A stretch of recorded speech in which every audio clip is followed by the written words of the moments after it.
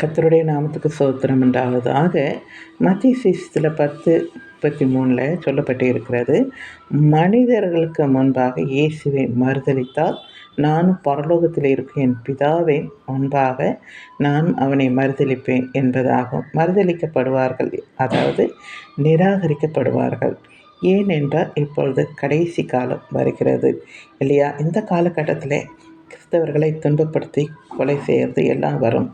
இந்த நேரத்தில் ஒருவருக்கொருவர் நான் இல்லை, அவன்தான் கிறிஸ்டின் என்று காட்டி கொடுத்து இயேசுவை மறுதலிப்பார்கள்.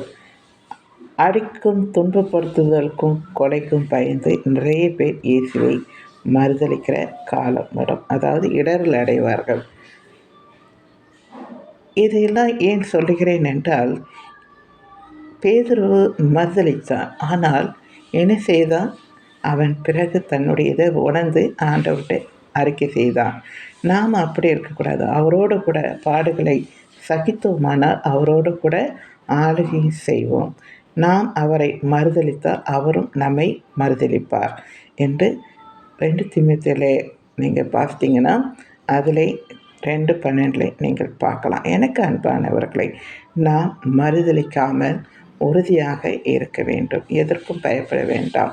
ஒரு சர்ச்சில் அப்படிதான் எல்லாம் நிறைய பேர் துப்பாக்கி எடுத்துகிட்டு வந்து, தீவிரவாதியான தெரியல, துப்பாக்கி எடுத்துகிட்டு வந்து ஏசாமியுடைய சிலையுடைய உருவப்படத்தை எடுத்துகிட்டு வந்து வெளியே போட்டு எல்லா சபையில் இருக்கிறவங்களாம் வெளியே போக சொல்லி, இதை காரி துப்புங்க, இவர் கடவுள் இல்லை என்று சொல்லி துப்புங்கன்னொடனே அவன் கையில் இருக்க துப்பாக்கி பார்த்துட்டு அவன் மிரட்டுறதை பார்த்துட்டு எல்லாரும் துப்பிட்டு போனாங்களாம். ஒரு சிலர் அப்படி துப்பிட்டு போகும்போது ஒரே ஒரு பாப்பா மட்டும் என்ன செய்யுச்சு, ஐயோ கடவுளை துப்புறாங்கன்னு சொல்லிட்டு தன்னுடைய கவுனால் தொடச்சிட்டு இருக்கும்போது அவங்க அந்த துப்பாக்கி வச்சுட்டு அந்த குழந்தைய மிரட்டுறாங்களாம், அந்த பொண்ணை.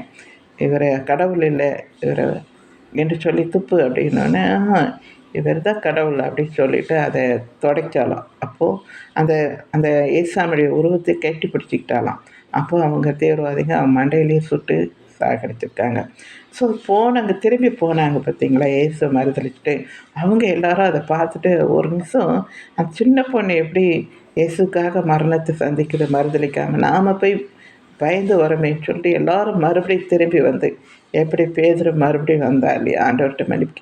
அதே போல் எல்லாரும் தன் பாவத்தை உணர்ந்துட்டு இயேசு தான் உண்மையான கடவுள், எங்களை சுடு அப்படின்னு சொல்லிட்டு எல்லாரும் நின்னாங்களாம். எனக்கு அன்பானவர்களை, அப்படியாக நாம் என்ன செய்யணும்?